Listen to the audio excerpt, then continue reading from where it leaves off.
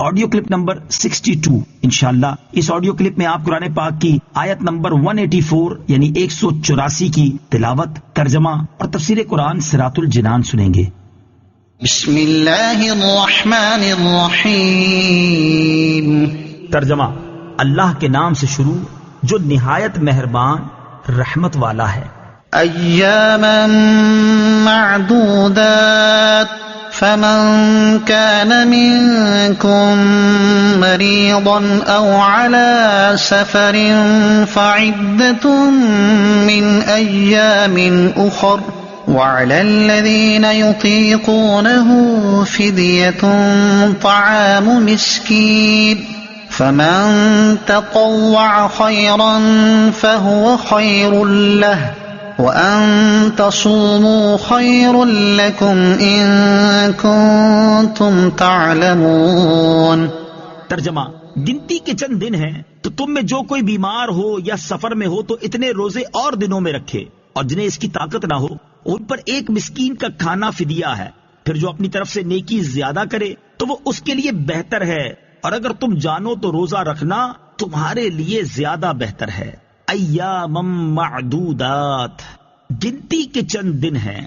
تفسیر صراط الجنان میں ہے فرض روزے گنتی کے دن ہیں، یعنی صرف رمضان کا ایک مہینہ ہے جو 29 دن کا ہوگا یا 30 دن کا، لہٰذا گھبرانے کی ضرورت نہیں، بلکہ یہ ذہن میں رکھو کہ جس رب عز و جل نے تمہیں 11 ماہ کھلایا پلایا، وہ اگر ایک ماہ صرف دن کے وقت کھانے پینے سے منع فرما دے، اور اس واقعے میں بھی تمہارے جسم و روح، ظاہر و باطن، دنیا اور آخرت کا فائدہ ہو تو ضرور اس کی اطاعت کرو۔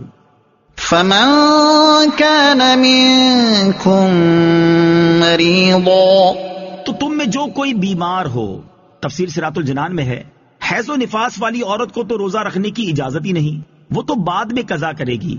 اس کے علاوہ بھی چند افراد ہیں جنہیں روزہ چھوڑنے کی اجازت ہے۔ آیت میں بطور خاص بیمار اور مسافر کو رخصت دی گئی ہے، لیکن یہ یاد رہے کہ سفر سے مراد 3 دن کی مسافت یعنی 57.5 میل یعنی 92 کلومیٹر ہے۔ اس سے کم سفر ہے تو روزہ چھوڑنے کی اجازت نہیں۔ مریض کو بھی رخصت ہے کہ جبکہ اسے روزہ رکھنے سے مرض کی زیادتی یا ہلاک ہونے کا اندیشہ ہو تو یہ روزہ چھوڑ دے اور بعد میں ممنوع ایام کے علاوہ اور دنوں میں روزہ رکھ لے۔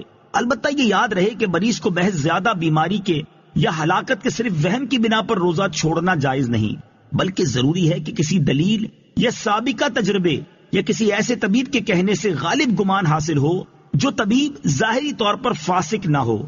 فدیۃ طعام مسکین، ایک مسکین کا فدیہ۔ تفسیر صراط الجنان میں ہے شیخ فانی یعنی وہ بوڑھا جس کی عمر ایسی ہو گئی کہ اب روز بروز کمزوری ہوتا جائے گا، جب وہ روزہ رکھنے سے عاجز ہو، یعنی نہ اب رکھ سکتا ہے اور نہ آئندہ ہی اس میں اتنی طاقت آنے کی امید ہو کہ روزہ رکھ سکے، اس کے لیے جائز ہے کہ روزہ نہ رکھے، اور ہر روزے کے بدلے فدیے کے طور پر نصف سا یعنی 80 گرام کم 2 کلو گندم یا اس کا آٹا دے دے یا اس کی قیمت دے دے، اور اگر فدیہ جو سے دینا ہو تو گندم سے دگنا دینا ہوگا۔ یہ بھی یاد رہے کہ اگر فدیہ دینے کے بعد روزہ رکھنے کی قوت آ گئی تو روزہ رکھنا لازم ہو جائے گا۔ مسئلہ، اگر کوئی شیخ فانی غریب و نادار ہو اور فدیہ دینے کی قدرت بھی نہ رکھتا ہو تو وہ اللہ تعالیٰ سے استغفار کرتا رہے۔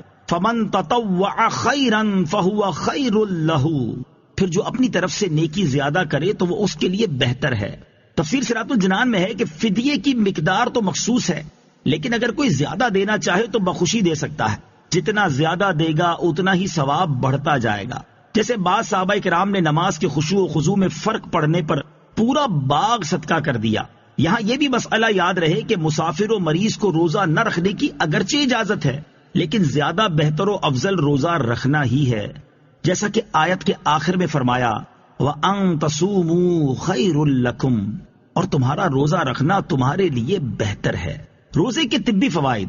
طبی لحاظ سے روزوں کے بے شمار فوائد ہیں، ان میں سے 6 فوائد درج ذیل ہیں۔ نمبر 1، روزہ رکھنے سے معدے کی تکالیف اور اس کی بیماریاں ٹھیک ہو جاتی ہیں اور نظام ہضم بہتر ہو جاتا ہے۔ نمبر 2، روزہ شوگر لیول، کولیسٹرول اور بلڈ پریشر میں اعتدال لاتا ہے اور اس کی وجہ سے دل کا دورہ پڑنے کا خطرہ نہیں رہتا۔ نمبر 3، روزے کے دوران خون کی مقدار میں کمی ہو جاتی ہے اور اس کی وجہ سے دل کو انتہائی فائدہ مند آرام پہنچتا ہے۔ نمبر 4، روزے سے جسمانی کھچاؤ، ذہنی تناؤ، ڈپریشن اور نفسیاتی امراض کا خاتمہ ہوتا ہے۔ نمبر 5، روزہ رکھنے سے موٹاپے میں کمی واقع ہوتی اور اضافی چربی ختم ہو جاتی ہے۔ نمبر 6، روزہ رکھنے سے بے اولاد خواتین کے ہاں اولاد ہونے کے امکانات کئی گنا بڑھ جاتے ہیں۔ روزے کی برکت سے شفا ملی۔ اعلیٰ حضرت امام احمد رضا خان علیہ رحمت الرحمان فرماتے ہیں، ابھی چند سال ہوئے ماہ رجب میں جب حضرت والد ماجد قدس سرہ شریف خواب میں تشریف لائے اور مجھ سے فرمایا اب کی رمضان میں مرض شدید ہوگا، روزہ نہ چھوڑنا۔